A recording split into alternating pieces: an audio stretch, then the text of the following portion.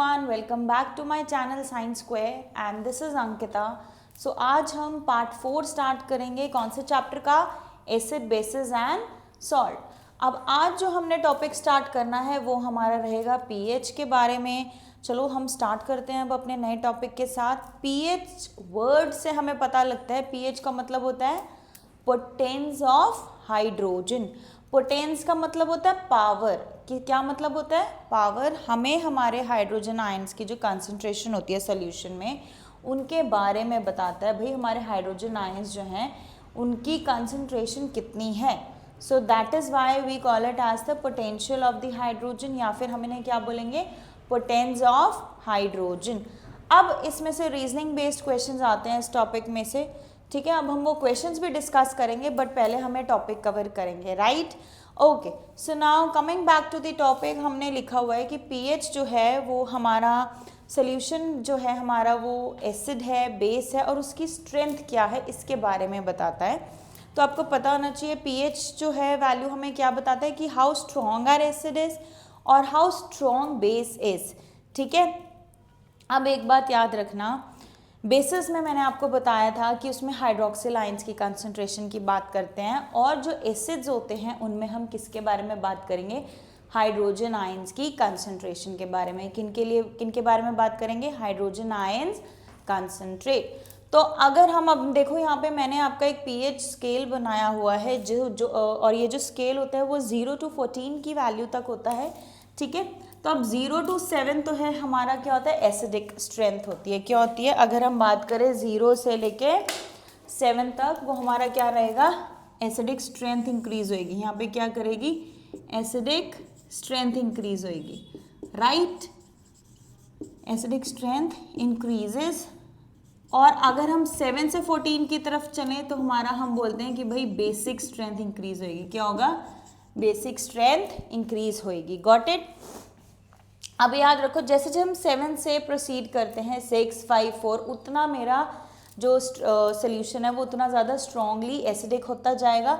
और वैसे ही अगर हम 7 से 14 तक की वैल्यू तक प्रोसीड करेंगे तो उतना ही हमारा बेस स्ट्रॉन्ग होता चला जाएगा। Got it. अब अगर हम एसिडिक स्ट्रेंथ की बात करते हैं तो हम बोलते हैं कि मेरे सोल्यूशन में हाइड्रोजन आयंस की कंसंट्रेशन बढ़ती चली जाएगी। किसकी कंसंट्रेशन से हो जाएंगी, हाइड्रोजन आयंस की। जितना ज़्यादा बेसिक होगा उसमें हम क्या बोलेंगे, हाइड्रोक्सिल आयंस की कंसंट्रेशन बढ़ रही है। येस और नो। तो कई बार पेपर में क्वेश्चन आता है कि लेट्स अज्यूम और let's suppose the pH of particular solution is 9. So what is the effect on the hydrogen ion and the hydroxyl ion? तो अब क्या बोलोगे, अगर pH मेरा 9 है तो देखो हाइड्रोजन आयंस की कंसंट्रेशन तो होगी ही नहीं, बहुत ही कम होगी, बट हाइड्रोक्सिल आयंस की कंसंट्रेशन जो है वो बहुत ज़्यादा होगी। तो 7 के बाद हमारी हाइड्रोक्सिल आयन की कंसंट्रेशन कम होती चली जाती है और 7 के बाद अगर वैल्यू बढ़ रहा है तो हाइड्रोक्सिल आयंस की जो कंसंट्रेशन है वो इंक्रीज होती चली जाएगी, ठीक है। लाइकवाइज अगर आपको बोल रहे हैं कि मान लो आपका जो पीएच है वो पीएच क्या है, 4 है, तो हम बोलते हैं कि मेरा पीएच 4 में जो हाइड्रोजन आयंस की कंसंट्रेशन है वो क्या होगी, ज़्यादा होगी। क्या होगी, ज़्यादा होगी। और जो हाइड्रोक्सिल आयंस है उनकी कंसंट्रेशन ऑटोमेटिकली कम होती चली जाएगी। क्या हो जाएगा, कम हो जाएगी। नाउ कमिंग बैक, अब अगर हम देखें, सी मैंने आपको लिखा हुआ है कि 0 से 3 तक हमारा स्ट्रॉन्गली एसिडिक रहेगा, फिर टिल 5 हमारा मीडियमली बेसिक रहेगा, फिर मीडियम एसिडिक रहेगा और फिर वीक एसिडिक रहेगा, ठीक है। बेटा बेसिक नहीं, इसमें बाय मिस्टेकनली बोल दिया था, बेसिक एसिडिक रहेगा। फिर उसके बाद अगर हम बात करें 8 to 10 तक वीकली बेसिक, फिर थोड़ा मीडियम, थोड़ा और बेसिक स्ट्रेंथ बढ़ रही है और towards the pH level till 14 वो स्ट्रॉन्गली एसिडिक होने लग जाएगा। क्या हो जाएगा, स्ट्रॉन्गली एसिडिक। आपको इसके बारे में पता होना चाहिए। तो आई होप आपको पीएच का क्लियर हो गया है। येस और नो। ऑलराइट, अब हमारे डेली रूटीन में अगर हम डेली लाइफ के बारे में बात करें तो पीएच का एक बहुत बड़ा रोल है। फॉर एग्जाम्पल, पहले आपको इम्पोर्टेंस गिवन है, are plants and animals pH sensitive? Of course, चाहे वो एनिमल्स है चाहे वो प्लांट्स है, हम सभी के बॉडी लेवल एक पर्टिकुलर पीएच मेंटेन करके चलता है, नहीं तो फिर प्रॉब्लम हो सकती है। प्लांट्स भी अगर हम बात करें बेटा हर टाइप के पीएच में सर्वाइव नहीं कर सकते। लाइकवाइज एनिमल्स के साथ भी सेम है। येस और नो। अब अगर हम न्यूट्रल पीएच की बात करें तो 7.0 से 7.2 तक की रेंज है हमारी न्यूट्रल पीएच की। क्या रेंज है हमारी न्यूट्रल पीएच की? रेंज क्या रहेगी हमारी? See I am writing here, neutral pH जो होगा वो 7.0 से लेके 7.2 तक की रेंज रहेगी। मीन्स अगर हम ह्यूमंस की बात करें, हमारी बॉडी का न्यूट्रल पीएच कितना रहेगा? 7.0 टू 7.2 तक, ठीक है। अब कई बार क्या होता है कि देखो आज के टाइम में पोल्यूशन बहुत ज़्यादा हो गया है। यस यस अनु, पोल्यूशन अगर डे बाय डे इतना हाइक में इतने लेवल पे इंक्रीज हो रहा है तो हमारा जो हार्मफुल गैसेस की जो कंसंट्रेशन, हमारे सल्फेट्स हो गए, हमारे नाइट्रेट्स हो गए, एटमॉस्फेयर में ज़्यादा प्रेजेंट होंगे। तो अगर इनकी कंसंट्रेशन बहुत ही लार्ज अमाउंट में प्रेजेंट है या फिर पोल्यूटेंट्स का जो कंसंट्रेशन है वो बहुत आए हैं, तो जब वो प्रेसिपिटेट होते हैं हमारे अर्थ पे, जब बारिश होती है तो क्या पता कई बार होता है कि पीएच जो होता है उनका बहुत कम होता है। यस, इवन बोला जाता है कि जो फर्स्ट रेन होती है मॉनसून्स की, आपको आपके पेरेंट्स ने भी बोला होगा कि जो पहली बारिश होती है पीएच की उसमें पहली बारिश बोल रहे हैं, पहली जो बारिश होती है मॉनसून्स की उसमें पीएच लेवल जो है वो थोड़ा कम होता है। और इसी रीज़न से आपको फर्स्ट मॉनसून्स में फर्स्ट और सेकंड टाइम में आपको बारिश में भीगना नहीं चाहिए। क्यों? क्योंकि वो स्लाइटली एसिडिक होती है। यस यस और नो, क्योंकि वो फर्स्ट रेन है तो जो अमाउंट ऑफ पोल्यूटेंट्स है उसमें जो कंसंट्रेशन उनकी ज़्यादा होगी, है ना। तो इसीलिए अब मान लो अगर मेरी जो रेन है, जब हम उसका पीएच लेवल चेक करते हैं तो अगर मेरा जो उनका पीएच लेवल है वो 5.6 से कम है, 5.6 या फिर 5.6 से कम है, तो अब ये देखो अगर पीएच जो है वो 5.6 और लेस होगा तो हम क्या बोलेंगे कि भाई उस रेन को क्या बोलेंगे? एसिड रेन बोलेंगे। क्या बोलेंगे? Acid rain. तो चाहे वो बच्चे प्लांट्स हैं चाहे वो एनिमल्स हैं, इस रेंज में हम सर्वाइव नहीं कर सकते। और अगर एसिड रेन हो रही है तो देखो बिल्डिंग्स जो होगी, स्ट्रक्चर्स जो होंगे, मॉन्यूमेंट्स होंगे, उनको तो हार्म करेंगे ही करेंगे, साथ में चाहे वो एनिमल्स हैं चाहे वो प्लांट्स हैं, स्पेशली दी एक्वेटिक लाइफ, वो सबसे ज़्यादा हार्म होती हैं, ठीक है। Plus it leads to the destruction of the aquatic life also, even the normal plants also, right. तो अगर क्वेश्चन आता है कि are plants and animals pH sensitive? Yes, the answer is yes. क्यों? क्योंकि भाई हर इंसान हो गया, कोई और एनिमल हो गया, कोई प्लांट स्पीशी होगी, सभी के एक पर्टिकुलर ग्रेडियंट्स रहते हैं पीएच के। Fine. Now second is pH of soil in your backyard. अच्छा ठीक है, अब ओवरऑल अगर हम इंडियन कल्चर की बात करें, नॉर्दर्न साइड में देखें, वेस्ट सदर्न एरियाज़ में देखें या माउंटेन एरियाज़ में, हर जगह एक बार बताओ क्या एप्पल का पेड़ हर जगह दिखेगा? नो, क्योंकि हर सॉइल की, हर प्लांट की अपनी अपनी रिक्वायरमेंट होती है। कुछ ऐसे स्पीशीज़ होते हैं जो कि एसिडिक एरिया में रह सकते हैं, एसिडिक पीएच जहाँ पर हो, ठीक है। कुछ प्लांट्स ऐसे होते हैं जो कि जिन्हें बेसिक मीडिया चाहिए होता है सर्वाइवल के लिए। यस यस और नो। तो हमारे अगर आप बैकयार्ड में अगर अपने कुछ पौधे, पेड़ पौधे भी देखोगे तो कुछ प्लांट्स होंगे जो कि न्यूट्रल पीएच पे सर्वाइव कर सकते हैं, डाइवर्सिफिकेशन इज देयर। कुछ स्पीशीज़ ऐसे होती हैं जो कि little acidic, little basic medium में भी सर्वाइव कर सकते हैं, बट वो डिपेंडिंग अपॉन द सिचुएशन। तो जो सॉइल का पीएच है वो सेम नहीं रहेगा हर जगह, वो वेरी करेगा ही करेगा। प्लस अगर सॉइल वेरी कर रहा है, उसका पीएच वेरी कर रहा है, तो प्लांट्स की जो कंडीशंस या रिक्वायरमेंट्स है वो भी वेरी करेंगी। ये ही मेन रीज़न है कि हमें इतने सारे डाइवर्सिफाइड प्लांट्स की स्पीशीज़ देखने को मिलती हैं। Got it? Now third, digestive enzyme. चलो अब हमने क्या कर रहे हैं, हम कहीं बाहर घूमने गए हैं, राइट। अब अगर हम घूमने जा रहे हैं, हमें कोई घर का खाना तो प्रोवाइड कर नहीं रहे, हम कुछ भी खा रहे हैं, जो मैगी मिली मैगी खा लिया, पकौड़े मिल रहे हैं, अगर हम पहाड़ों में गए हैं तो ऑफकोर्स चाय और पकौड़े खाने का मन करता है, मैगी खाने का मन करता है, तो हम बहुत बल्क में खा लेते हैं। यस यस और नो। या कुछ भी हम इतना ऑयली फूड जो है वो खाने लग जाते हैं कि धीरे धीरे हमारे स्टमक जो है वो अपसेट होता है। फिर at the end of the day हम क्या सोचते हैं कि यार दाल रोटी खानी चाहिए, हमें घर का खाना मिल जाए, है ना।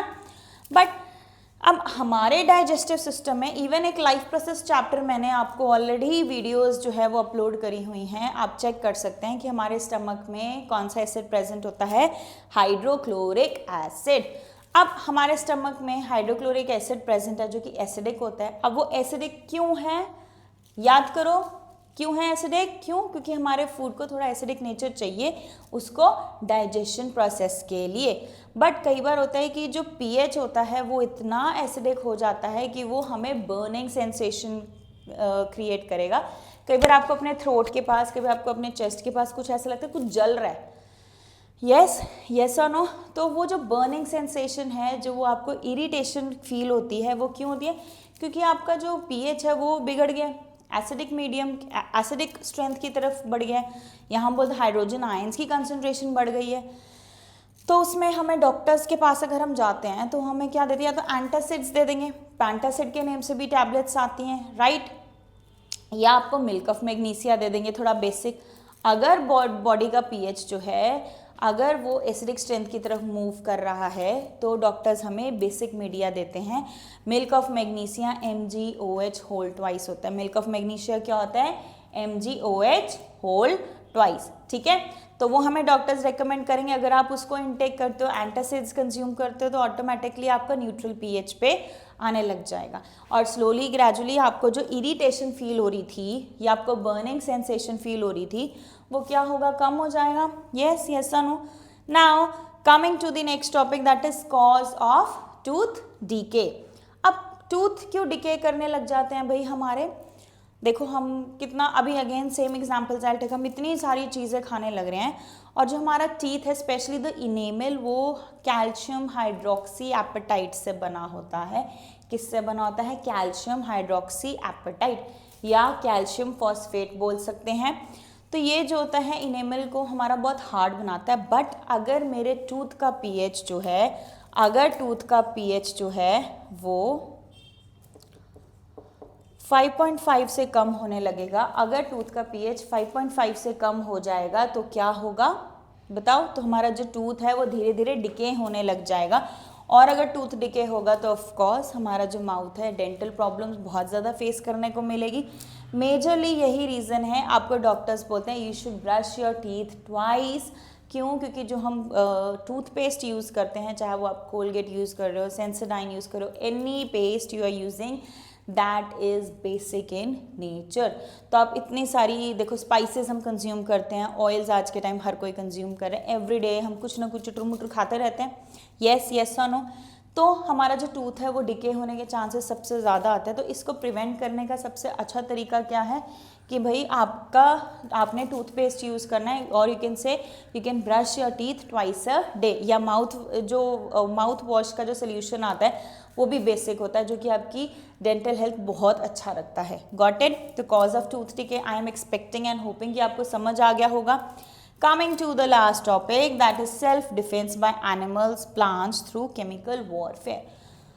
Animals में बात करें, वैस्प, भाई मुझे तो बहुत ज़्यादा डर लगता है। क्यों? क्योंकि एक बार काट गई थी और वो इतनी ज़्यादा बर्निंग सेंसेशन क्रिएट करी थी कि मतलब इन्फ्लेमेशन होने लग जाती है बॉडी में, स्वेलिंग होने लग जाती है। और हमें कभी ना कभी हमारे लाइफ टाइम में हर किसी को कभी ना कभी भिरंड बोल लो, वैस्प बोल लो, हनी भी बोल लो, कभी ना कभी तो कट करके गई ही है, ठीक है। तो अब क्या हुआ कि हम उनको हटाने की कोशिश करते हैं अगर वैस्प आसपास है, बट उस सेल्फ डिफेंस में वो हमें स्टिंग करके चली जाती है। तो जब वो स्टिंग करती है, मैंने आपको एक पहली वीडियो अगर आप चेक करो जब मैं आपको एसिड्स के बारे में बता रही थी, उनके सोर्सेज के बारे में बताया है, तो उसमें मैंने मेंशन भी किया है कि उसके जो नेटल है उसमें मिथेनोइक एसिड प्रेजेंट होता है। कौन सा एसिड प्रेजेंट होता है? Methanoic acid.